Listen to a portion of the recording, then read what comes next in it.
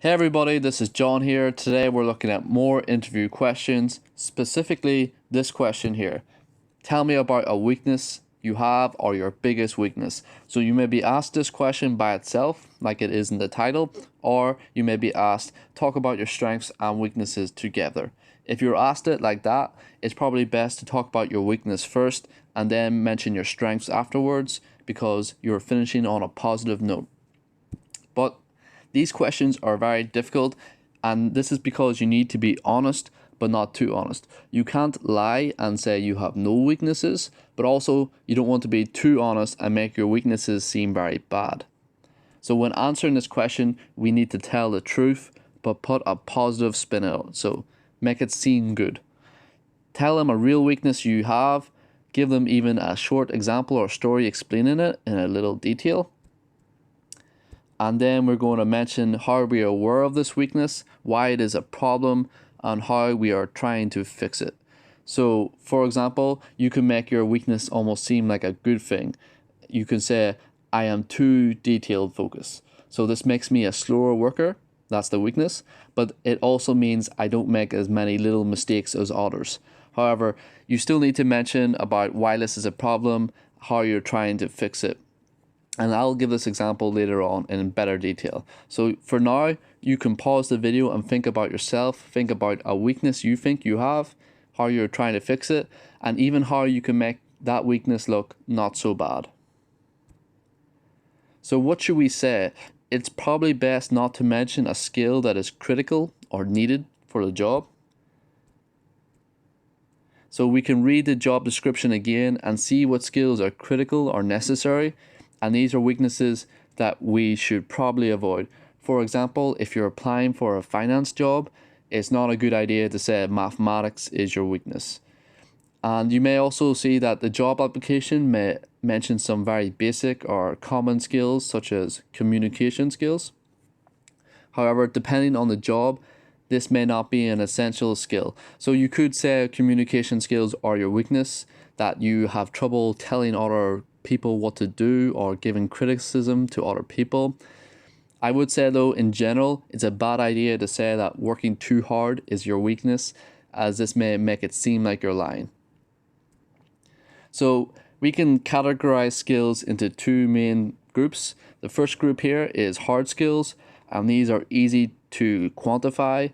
This means that they are easy to test. So you're either right or you're wrong, you have it or you don't.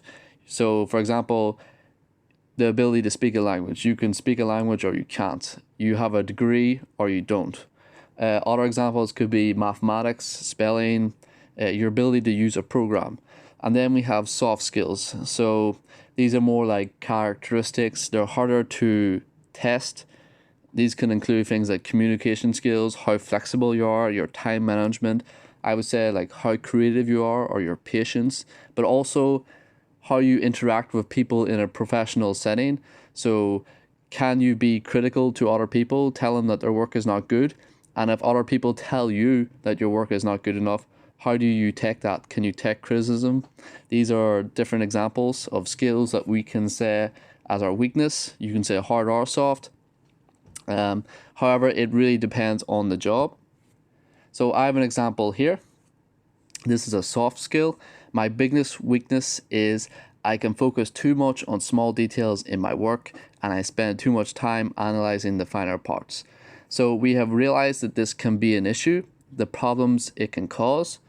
And now we're going to say I've been working to improve this area. By stopping my work at different times to read over it, I can make sure I am making enough progress and I'm not focusing too much on the small details.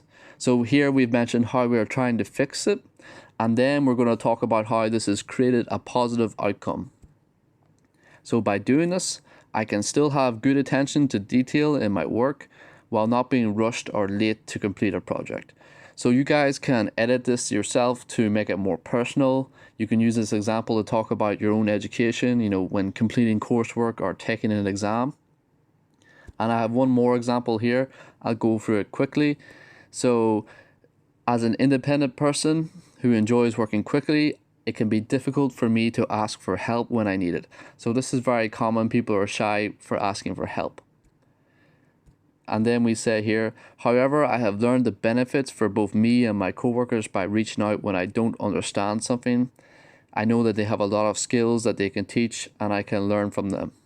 So we've said the issue, why it's a problem, how we are trying to become better at the problem, and now the positive outcome.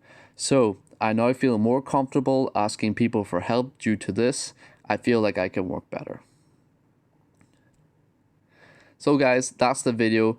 Thank you very much for listening. If you have any suggestions for future video topics, just email me. Thank you.